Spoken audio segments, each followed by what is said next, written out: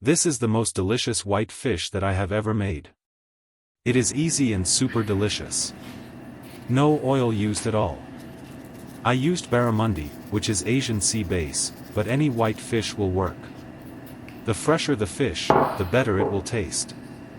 Follow along.